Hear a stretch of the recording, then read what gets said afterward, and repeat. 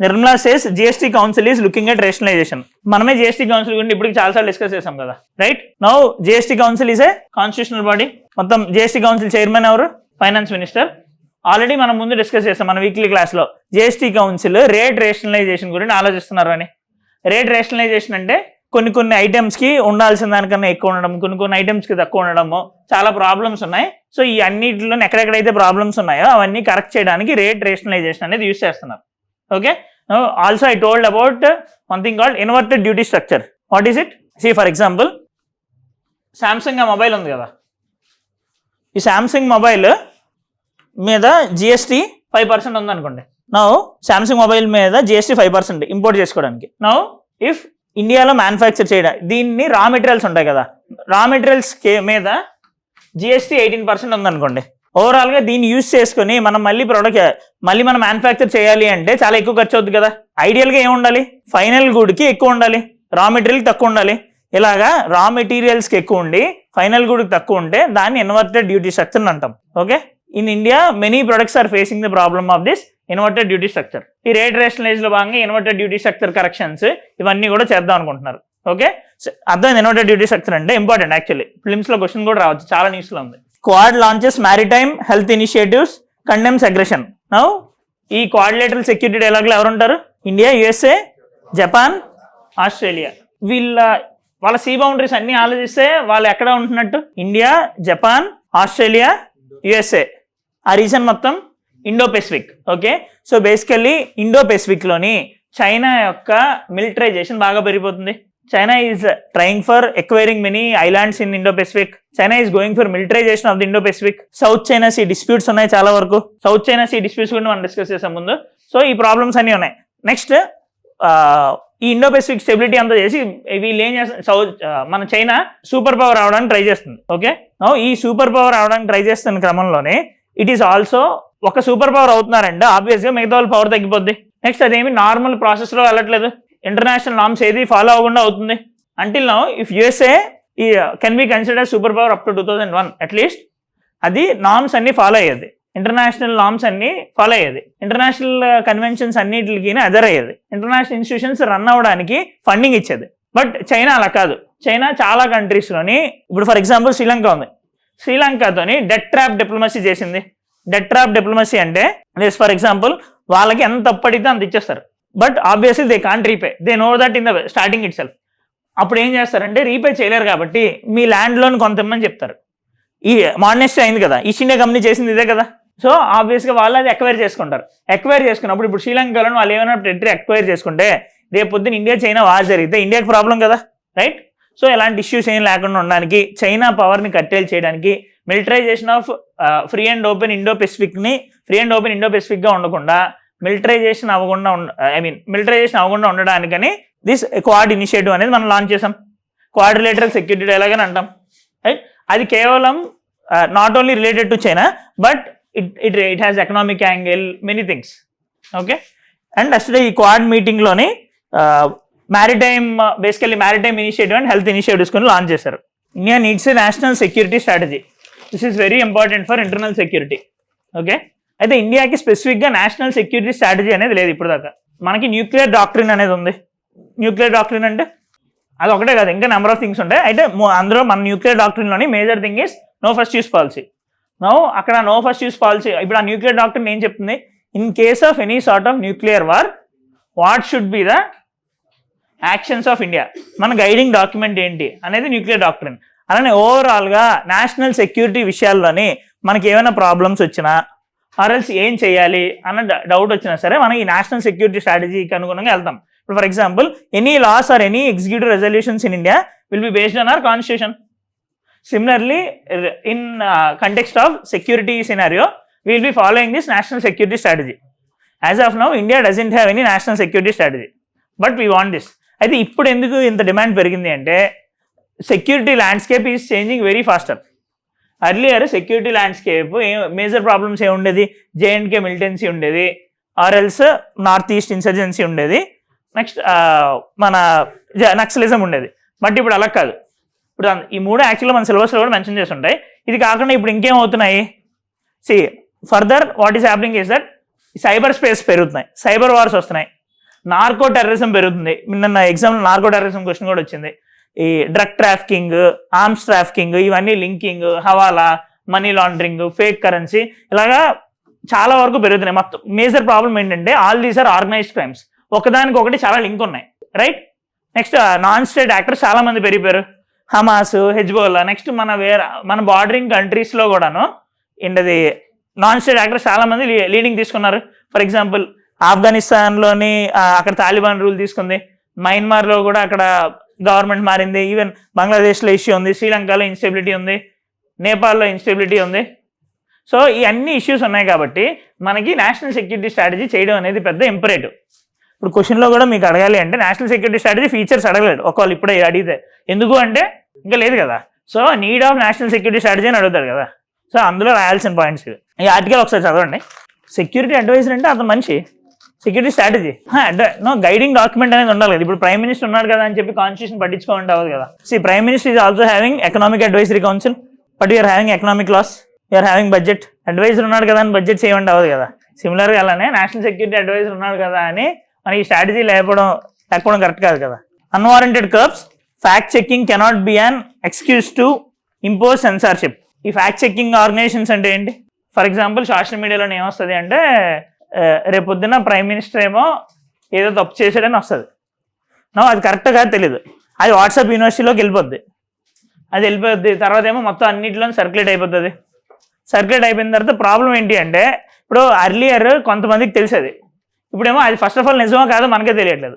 ఇలా జరగడం వల్ల ఏమవుతుంది అంటే నిజంగా జెన్యూన్ ఇన్ఫర్మేషన్ వచ్చినా మనం ఫస్ట్ నమ్మం. నేనైతే నమ్మట్లేదు. ఇప్పుడు ఏదో 2-3 సార్లు క్రాస్ చెక్ చేసిన. ఇప్పుడు ప్రాబ్లం ఏంటంటే ఇప్పుడు ఏదైనా మనం గూగుల్లో కొట్టి క్రాస్ చెక్ చేస్తాం కదా, వాళ్ళు కూడా తప్పేసి తర్వాత సారీ ఫర్ దిస్ మేము తప్పు చేసామని అంటున్నారు. సో ఇవన్నీ చాలా ప్రాబ్లమ్స్ ఉన్నాయి. కరెక్ట్ ఒపీనియన్ రావాలి అంటే గవర్నమెంట్ ఆథరైజ్డ్ ఫ్యాక్ట్ చెకింగ్ అనేది ఉందనుకోండి, రైట్? ఇప్పుడు పిఐబి ఫ్యాక్ట్ చెకింగ్ యూనిట్ ఉంటుంది. యాక్చువల్లీ ఏదైనా గవర్నమెంట్ రిలేటెడ్ ఫేక్ న్యూస్ వస్తే వాళ్ళు డిస్పర్స్ చేస్తారు. అలానే ఫ్యాక్ట్ చెకింగ్ గవర్నమెంట్ ఉంటే చాలా బెనిఫిట్, రైట్? ఇప్పుడు ఫర్ ఎగ్జాంపుల్ నేను ఎథిక్స్ కేస్ స్టడీలోని సోషల్ మీడియా గురించి ఇచ్చాడు. Actually last case study social media గురించి ఏంటి అంటే సోషల్ మీడియాని యూజ్ చేసుకొని టెర్రరిస్ట్ రిక్రూట్ చేసుకుంటున్నారు, రైట్? టెర్రరిస్ట్ రిక్రూట్ చేసుకుంటున్నారు యూత్ని, అన్ఎంప్లాయిడ్ యూత్ని. వాళ్ళు ఫేక్ న్యూస్ స్ప్రెడ్ చేసి ఏం చేస్తున్నారంటే రాడికలైజేషన్ అంటారు. బేసికల్లీ ఆన్లైన్ రాడికలైజేషన్లో ఏమవుతుంది?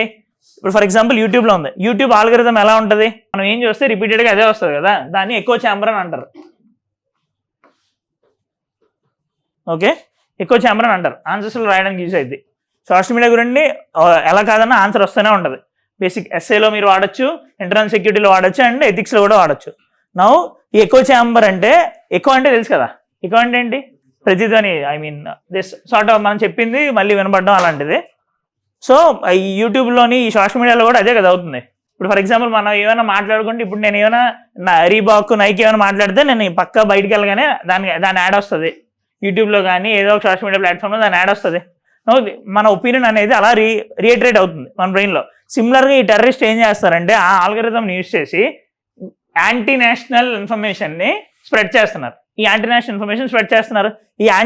ఇన్ఫర్మేషన్ స్ప్రెడ్ చేయడం వల్ల ఏమవుతుందంటే కొంతమంది అన్ఎంప్లాయిడ్ యూత్ ఎవరైతే ఉన్నారో some will be already in problem with the government.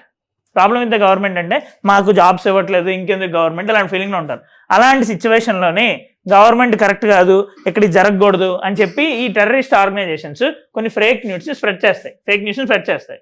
Now వీళ్ళు ఒకవేళ నమ్మేస్తే రిపీటెడ్గా వినడం వల్ల పక్క నమ్ముతుంది. తప్పుని 10 సార్లు అదే చెప్తుంటే అది ఒప్పు అయిపోద్ది కదా, రైట్? సో సిమిలర్గా అదే వాళ్ళు రాడికలైజేషన్ చేస్తున్నారు. అయితే ఇది నిన్న అడిగిన క్వశ్చన్ ఏంటంటే ఇలాగ ఆన్లైన్ రాడికలైజేషన్ చేస్తున్నారు, మీరేం బేసికలీ ఐజీఏ సంథింగ్ ఇచ్చారు యాక్చువల్లీ డిస్ట్రిక్ట్ కలెక్టర్, మీరు ఏం డెసిషన్స్ తీసుకుంటారు ఏంటి అని. నెక్స్ట్ అందులో సజెషన్స్ ఇవ్వండి ఇదంతా బెటర్ అవడానికని.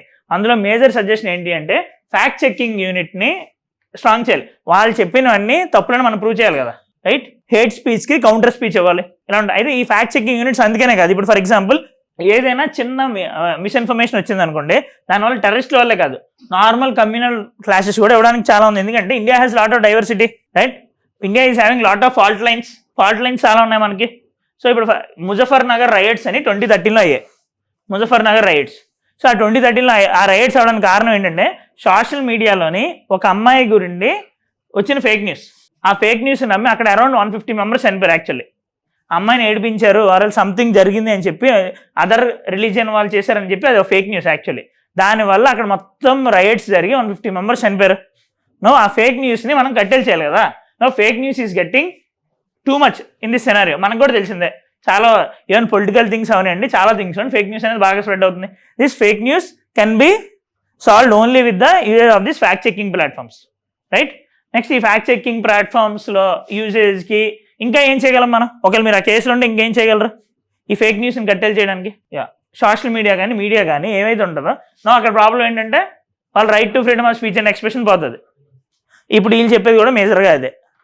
ఓకే, ఇప్పుడు ఫర్ ఎగ్జాంపుల్ సోషల్ మీడియా, ఈ మీడియా ఉన్నారు, మనము ఈ సోషల్ మీడియా ఇంటర్మీడియరీస్ అని అంటారు, ఈ ఫేస్బుక్ ఇన్స్టాగ్రామ్ అందరినీ.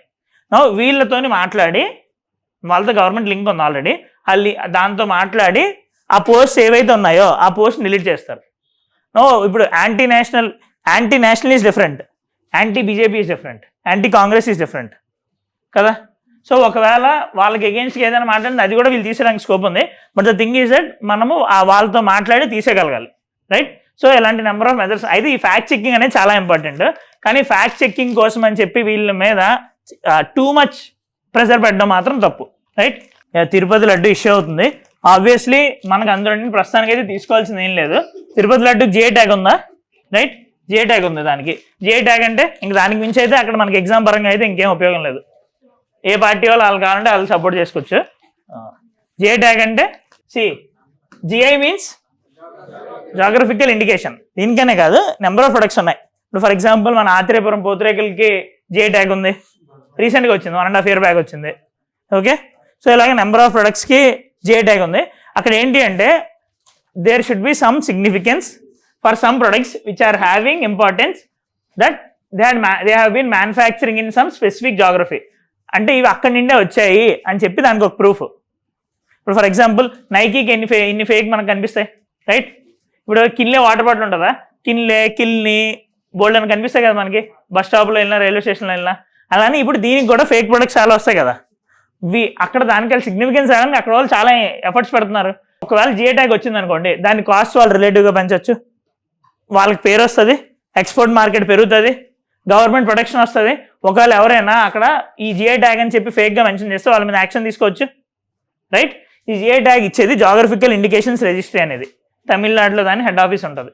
ఓకే, అండ్ ఇది కూడా WTOలో అలౌడ్. పేజ్ నెంబర్ 8లోని ఇక్కడ Biden hails Modi's Ukraine trip lauds India's global role అని ఉంది కదా. అక్కడ చూడండి, యాక్చువల్గా బాక్స్లో ఇచ్చాడు కదా, the leaders praised combined efforts to facilitate sustainable semiconductor supply chains. ఇందాక మనం అదేగా డిస్కస్ చేస్తున్నాం. బేసికలీ ఈ సెమీకండక్టర్ సప్లై చైన్ ప్రాబ్లం కోసం అని హ్యాండిల్ చేయడానికి మనం ట్రై చేస్తున్నాం. దాంట్లో భాగంగా సెమీకండక్టర్ సప్లై చైన్ కోసమే supply chain resilience initiative launch చేసాం, ఐసెట్ లాంటి ఇనిషియేటివ్స్ లాంచ్ చేసాం. పేజ్ నెంబర్ 8 ఎన్విరాన్మెంట్లోని ఇప్పుడు దాకా మనం మీకు చెప్పాను లేదు నాకు తెలియదు.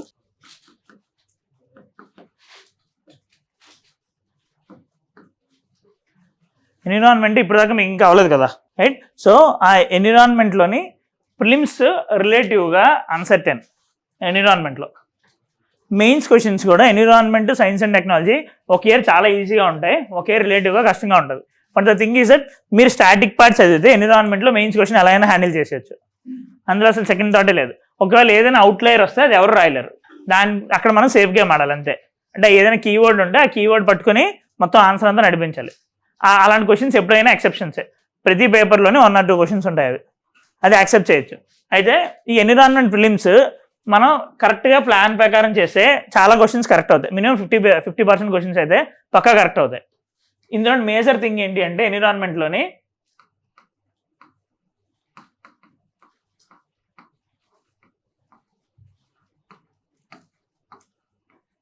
ప్రొటెక్టెడ్ ఏరియా నెట్వర్క్స్ అంటే wild life sanctuaries, national parks, tiger reserves ఇవన్నీ ఉన్నాయి కదా. ఏవైతే న్యూస్లో ఉన్నాయో అవి, వెట్ ల్యాండ్స్ ఆర్ఎల్స్ ఎనీ లేక్స్ ఏవైతే న్యూస్లో ఉన్నాయో అవి, స్పీసీస్ ఇన్ న్యూస్. కొన్ని వాటికి ఇప్పుడు ఫర్ ఎగ్జాంపుల్ ప్రాజెక్ట్ టైగర్ న్యూస్లో ఉంది, ఇప్పుడు 1 horn రైనోసెరస్ న్యూస్లో ఉంది. యాక్చువల్లీ రైనోడోయికోస్ అని అస్సాంలోని కజిరంగా నేషనల్ పార్క్ 1 horn రైనోసెరస్కి చాలా famous. World wide 2/3 of 1 horn rhinoceros only ఆ కజిరంగాలోనే ఉంటాయి. ఓకే, కజిరంగా నేషనల్ పార్క్లో ఉంటాయి. సో అంత సిగ్నిఫికెన్స్ ఉంది దానికి. ఈ 100 రైనోసెరస్ అనేది మన ఇండియన్ గవర్నమెంట్కి స్పీసీస్ రికవరీ ప్రోగ్రామ్ ఉంది, అందులో వన్ ఆఫ్ ద స్పీసీస్ కూడా ఇది. మీకు ఎన్విరాన్మెంట్ చదివినప్పుడు ఇవన్నీ బాగా తెలుస్తాయి. అయితే ఈ ప్రొటెక్టెడ్ ఏరియా నెట్వర్క్స్, ఈ స్పీసీస్ ఇన్ యూస్, నెక్స్ట్ ఏమైనా ఇంటర్నేషనల్ కన్వెన్షన్స్ ఎన్విరాన్మెంట్ రిలేటెడ్ ఉంటాయి. ఇంటర్నేషనల్ కన్వెన్షన్స్ అంటే ఏంటి? ఇప్పుడు ఫర్ ఎగ్జాంపుల్ మనం ప్యారిస్ డీలు, UNFCCC అంటున్నాం కదా, UNFCCC. సో ఇలాంటివి ఏవైనా నేషనల్ లెవెల్లోని ఎన్విరాన్మెంట్ లెజిస్లేషన్స్ ఉన్నాయి కదా, environment protection act, wild life protection act, ఇలాంటివి నేషనల్ లెవెల్లో తీసుకున్న డెసిషన్స్, ఇవన్నీ కరెంట్ అఫైర్స్ నుండి వస్తాయి. ఏవైతే కరెంట్ అఫైర్స్, ఇలా కాకుండా ఎన్విరాన్మెంట్ స్పెసిఫిక్గా ఇంకేమైనా కెమికల్స్ ఏమైనా న్యూస్లో ఉన్నా, ఇప్పుడు ఫర్ ఎగ్జాంపుల్ అప్పుడు ఈ ఫాస్ట్ ఫుడ్ సెంటర్లోని మంచూరియా దాంట్లోని రెడ్ కలర్ యాడ్ చేస్తున్నారు, రోడమైన్ బి అనేది యాడ్ చేస్తున్నారు అని చెప్పి దాన్ని బ్యాన్ చేశారు. సో అలాంటి ఏమైనా కెమికల్స్ న్యూస్లో ఉంటే దాని మీద క్వశ్చన్ రావచ్చు అలాంటివి. సో అలాంటివి కెమికల్స్, ఇవన్నీ ఎన్విరాన్మెంట్ రిలేటెడ్ కదా, కరెంట్ అఫైర్స్లోని ఇవన్నీ వస్తాయి. నెక్స్ట్ నేషనల్ లెవెల్ న్యూస్, దానికి రిలేటెడ్ ఇనిషియేటివ్స్ ఏమైనా యాక్ట్స్, ఇవి కాకుండా స్టాటిక్ పార్ట్ అనేది కూడా వస్తుంది. ఎప్పుడున్నా స్టాటిక్ పార్ట్ బాగా అర్థమైతేనే ఇవన్నీ బాగా అర్థమవుతాయి. స్టాటిక్ పార్ట్ వస్తే ఇన్ఫ్యాక్ట్ మీరు కరెంట్ అఫైర్స్ కొన్ని చదవకపోయినా సరే ఆన్సర్ చేయడానికి మనకు స్కోప్ ఉంటుంది. ఓకే, ఇప్పుడు ఫర్ ఎగ్జాంపుల్ ఒక ఇయర్ ఏం అడిగాడంటే, గుజరాత్లోనే 2 years బ్యాక్ అనుకుంటా, గుజరాత్లో ఏదో wild life century or something national park ఇచ్చి అక్కడ హ్యూమన్ హ్యాబిటేషన్ అనేది అసలు ఉండదు అని చెప్పాడు. రైట్, హ్యూమన్ హ్యాబిటేషన్ అంటే ఏంటి? మనుషులు ఉండరు అని. ఆబ్వియస్గా మనుషులు అనేవాళ్ళు ఉంటారు అక్కడ. అంటే మనం ఈ పాలసీస్ అన్ని సస్టైనబుల్ డెవలప్మెంట్ వైపు వెళ్తున్నాం. సస్టైనబుల్ లివింగ్లో భాగంగా లోకల్ పాపులేషన్కి, యానిమల్ ప్రొటెక్షన్కి 2 కలిపి చేస్తున్నాం. సో అప్పుడు వాళ్ళని తీసేలేం కదా, సో వాళ్ళని కూడా కలిపి ఉంచుతాం. అందుకే యాక్చువల్లీ అది ఇప్పుడు జనరల్గా ఎక్కడ ఉండదు, వాళ్ళ పాపులేషన్ ఎక్కడ ఉంటారని ఎక్కడ ఉండదు. బట్ మన స్టాటిక్ పార్ట్ చదివేటప్పుడు అయితే అందులో మెన్షన్ చేసి ఉంటుంది, లోకల్ పాపులేషన్స్ ఇందులో యాడ్ చేస్తాము ఈ ఫంక్షనింగ్లోని, దీని డెవలప్మెంట్లోని అని. దాంతో మనకి అక్కడ లింక్ అవుతాయి. సో అలాగే స్టాటిక్ పార్ట్ నాలెడ్జ్ చాలా వరకు యూజ్ అవుతుంది. ఓకే, సో ఎన్విరాన్మెంట్ స్పెసిఫిక్గా అయితే క్వశ్చన్స్ దీని నుండి బయటకు అయితే రాదు. అంటే ఈ ఎన్విరాన్మెంట్ వరకు స్పెసిఫిక్గా ఎందుకు చెప్తున్నానంటే ఇలాగా క్వశ్చన్స్ చాలా అన్ప్రెడిక్టబుల్గా ఉంటాయి. అవి 50% క్వశ్చన్స్ కొన్నిసార్లు అస్సలు తెలియని ఉంటాయి, కొన్నిసార్లు పక్కా పెట్టచ్చు. అట్లీస్ట్ ఈ థీమ్స్ మనకి నెక్స్ట్ టైం నుండి మీరు ఏమైనా స్పీసీస్ కానీ ఏదైనా ఏమైనా నేషనల్ పార్క్గా న్యూస్లో చూస్తే మీరు అవి రాసుకోవాలి. ఓకే, రాసుకొని అప్పుడు మన ఎగ్జామ్ టైంకి వచ్చేసరికి, ఎగ్జామ్ ఇంకో 1 month ఉండేసరికి మన దగ్గర ఒక బంచ్ ఆఫ్ ఈవెంట్స్ వస్తాయి, దాని మీద నుండే క్వశ్చన్స్ వస్తాయి. అదైతే మాత్రం మీరు స్టిక్ ఆన్ అవ్వచ్చు. అంటే న్యూస్లో ఉండేవే వస్తాయి, దాని బ్యాక్గ్రౌండ్ లింకేజ్ అడగచ్చేమో కానీ న్యూస్లో ఉండేవే వస్తాయి. ఇక్కడ ఏమైంది, ఈ Assam records 86% drop in rhino poaching since 2016. Kaziranga national పార్క్లోని 100 రైనో సిరీస్ అనేవి చాలా ఎక్కువ ఉంటాయి. నేను ఆల్రెడీ చెప్పినట్టు page number 10. Kaziranga national park ఇంకేమైనా ఇంపార్టెన్స్ ఉందా? అదేమైనా వరల్డ్ హెరిటేజ్ సైటా? కజిరంగా నేషనల్ పార్క్ చాలా ఇంపార్టెంట్, ఇది రాసుకోండి. దాని సిగ్నిఫికెన్స్ ఏంటో ఒకసారి చదివేసండి. ఈ వెస్ట్ బ్యాంక్ గురించి కూడా చాలాసార్లు మనం న్యూస్లో చూసాం. Actually west bank, Gaza strip, ఇవన్నీ ప్లేసెస్ ఇన్ న్యూస్. ఇంటర్నేషనల్ లెవెల్లో అవి కూడా క్వశ్చన్స్ అడగచ్చు.